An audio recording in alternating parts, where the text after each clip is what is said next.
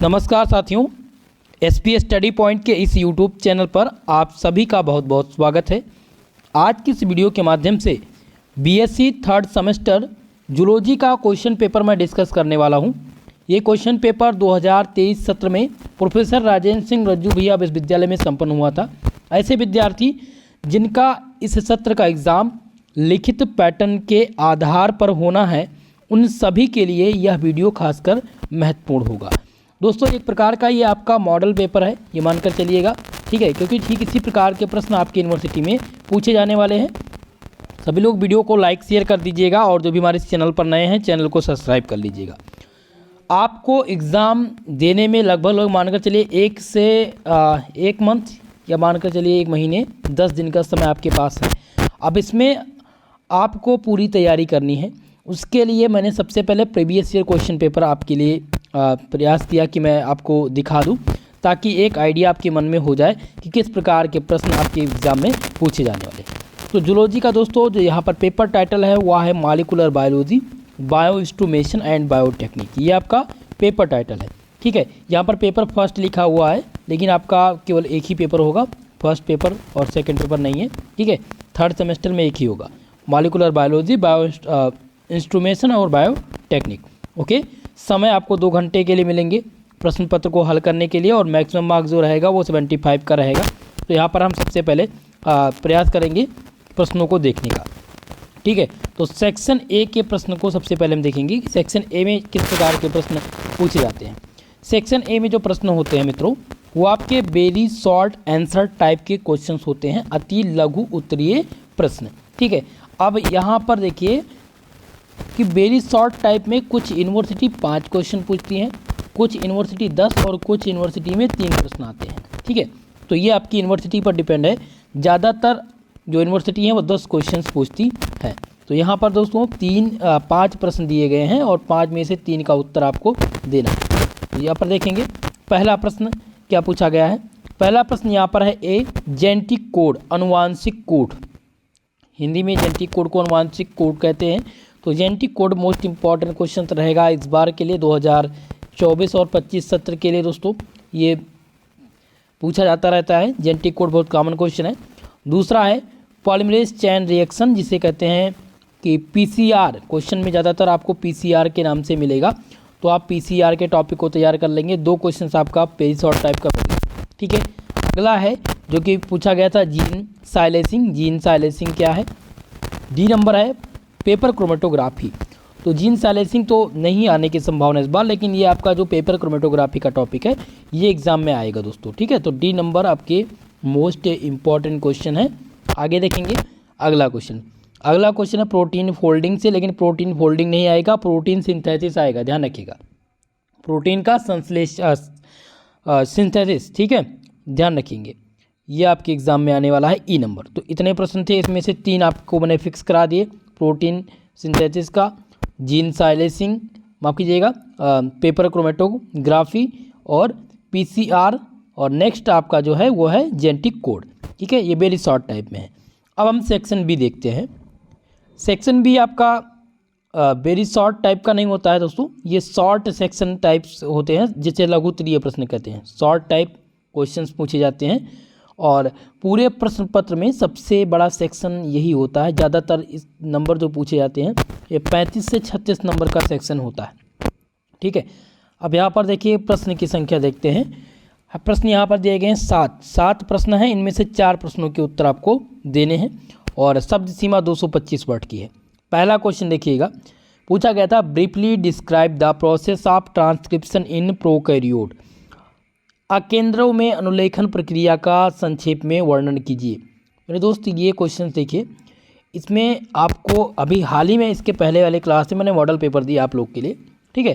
तो model paper मैंने इस प्रश्न को दिया। अब यहाँ पर ट्रांसक्रिप्शन प्रोकैरियोट्स और यूकैरियोट्स दोनों में तैयार कर लीजिएगा, दोनों में से एक आता है एग्जाम में, ओके। तो ये आपके ट्रिपल स्टार वाले हो गए मोस्ट इम्पॉर्टेंट, इसको आप वेरी मोस्ट इम्पॉर्टेंट आप कर दीजिए, ठीक है।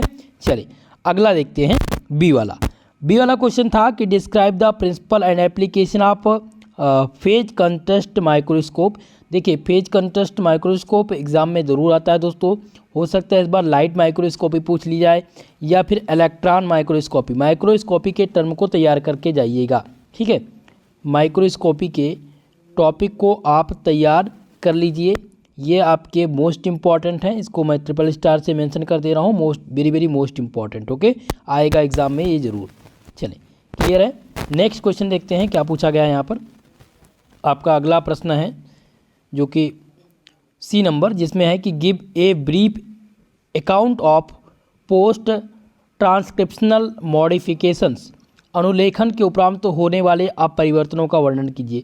दोस्तों इस बार ये नहीं आएगा, ठीक है, इसको आप छोड़ दीजिएगा। नेक्स्ट क्वेश्चन देखते हैं अगला। यहाँ पर डी नंबर क्वेश्चन देखिए। डी नंबर क्वेश्चन है कि briefly describe the different step and application of DNA fingerprinting. DNA fingerprint जो है ये एग्जाम में बार बार रिपीट होते हैं। इनमें से मैंने बहुत सारे ऐसे प्रश्न बताएंगे आज आपको हम, जो एकदम से कंफर्म होते हैं, यानी एग्ज़ाम में इनका कोई वो नहीं होता कि हाँ ये एग्ज़ाम में नहीं आएगा, हो सकता है, ठीक है। ये आल विश्वविद्यालय की बात करूँ, डीएनए फिंगरप्रिंट आएगा, और जब भी ये आता है दोस्तों तो ये 10 नंबर में पूछा जाता है, 10 नंबर या 15 नंबर के लिए आता है। तो अगर आपको पूरे पेपर में 15 नंबर चाहिए तो पहला क्वेश्चन, ठीक है, डीएनए फिंगरप्रिंट गारंटी वाला प्रश्न है, इसको आप वेरी मोस्ट इम्पॉर्टेंट क्वेश्चन डाल दीजिएगा, ओके। चलिए अगला क्वेश्चन देखते हैं, ई नंबर। इसमें पूछा गया है describe the methodology of detaching of nucleic acid by the gel electrophoresis in the brief. Gel विद्युतकरण संचलन द्वारा न्यूक्लिक अम्ल के सुसूचन की विधि का संक्षेप में वर्णन कीजिए। ये दोस्तों ये नया कॉमन क्वेश्चन आया था, ठीक है। जेल इलेक्ट्रोफोरेसिस बहुत ही कम पूछे जाते हैं एग्जाम में। इस बार एग्जामिनर यहाँ पर इलाहाबाद स्टेट यूनिवर्सिटी में डाला था, लेकिन ये आने की संभावना नहीं, इसको आप छोड़ दीजिएगा, ठीक है। मैं आपको एक प्रारूप दिखा रहा हूँ, क्वेश्चन तो पूछा गया था लेकिन जो मोस्ट इंपॉर्टेंट रिपीटेड है उनको मैं बताता चलता हूँ, ओके। चलिए अगला देखते हैं एफ नंबर, जो कि पूछा गया था describe the tertiary structure of tRNA with the help of suitable diagram. यहाँ पर है कि उपयुक्त क्षेत्र की सहायता से अंतरण आरएनए की तृतीय संरचना का वर्णन कीजिए। मेरे दोस्तों मोस्ट इंपॉर्टेंट क्वेश्चन है, ध्यान दीजिएगा।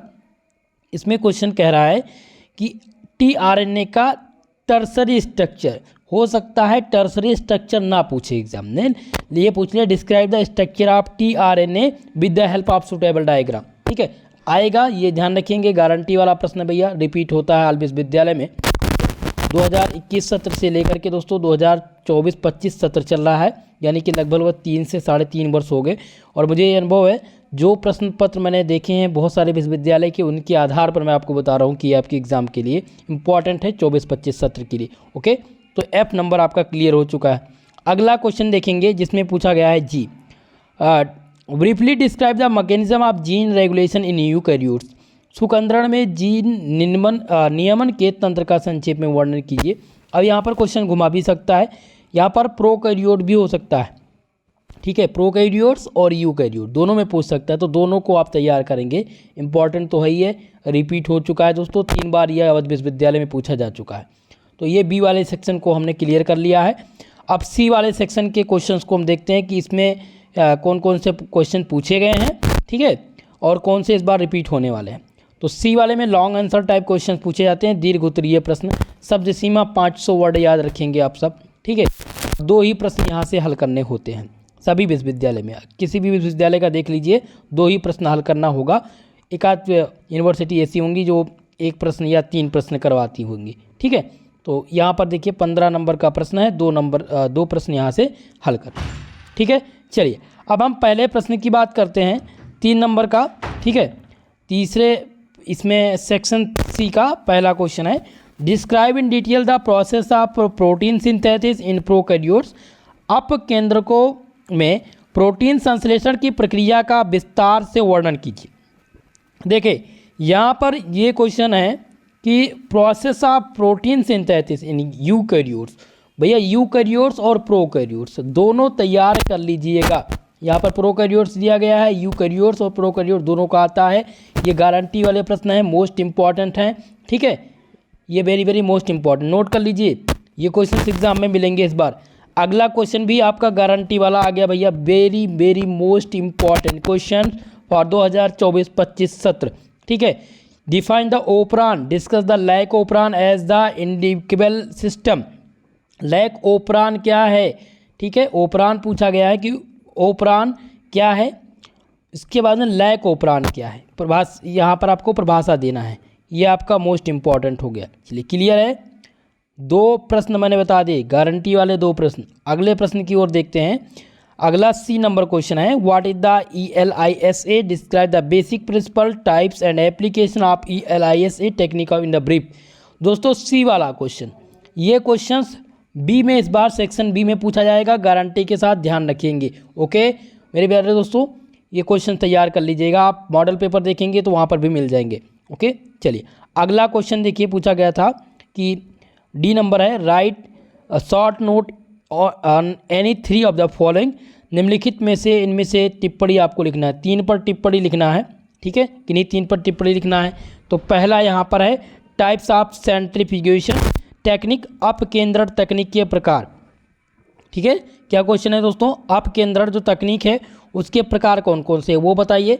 बी आपका है वेस्टर्न ब्लॉटिंग, वेस्टर्न शोषण के नाम से आप लोग जानते होंगे भैया, ये वेस्टर्न है, और साउथर्न, वेस्टर्न और साउथर्न दोनों पूछा जाता है, ठीक है, तो दोनों को देख लीजिएगा। मैं इसको तो रेफर नहीं करूँगा इस बार के लिए, लेकिन वेस्टर्न और साउथर्न ये इंपॉर्टेंट है। अगला आ जाएगा बीयर का जो है बीयर का लैम्बर्ट सिद्धांत, ठीक है, तो ये सिद्धांत भी आएगा। अगला क्वेश्चन देखेंगे, डी पूछा गया था टाइप्स ऑफ सेंट्रीफ्यूग रोटर्स, अपकेंद्रण रोटर के प्रकार। ये 4 क्वेश्चन थे जो आपको शॉर्ट नोट में लिखने थे, केवल इतना प्रश्न पूछा गया था दोस्तों। तो ये क्वेश्चन पेपर था जो कि प्रोफेसर राजेंद्र सिंह रजू विश्वविद्यालय का था, मैंने बता दिया। सभी विश्वविद्यालय में कॉमन मिनिमम सिलेबस है, तो आप चाहे जिस विश्वविद्यालय से हो सब में सेम प्रश्न रहते हैं और इसी प्रकार के प्रश्न पूछे जाएंगे। ओके दोस्तों, और इसका PDF अगर आपको चाहिए तो टेलीग्राम ज्वाइन कीजिए। टेलीग्राम का लिंक डिस्क्रिप्शन बॉक्स में मिल जाएगा, जो आप वीडियो के डिस्क्रिप्शन बॉक्स में जाएंगे तो वहाँ पर आपको मिल जाएंगे लिंक्स, जहाँ से आप इस PDF को प्राप्त कर सकते हैं। ठीक है दोस्तों, वीडियो को लाइक शेयर कर दीजिएगा, और आज के लिए बस इतना ही। मिलते हैं नेक्स्ट वीडियो में, तब तक के लिए जय हिंद जय भारत।